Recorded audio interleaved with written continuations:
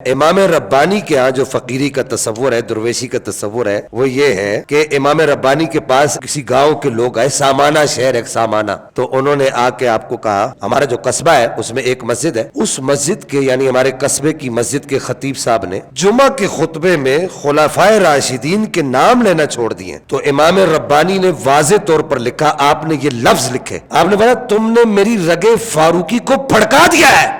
कैसे लोग हो तुम, मुझे आके खबर दे रहे हो? पहले तुमने उसकी छितरोल करनी थी, फिर तुमने मेरे पास आना था।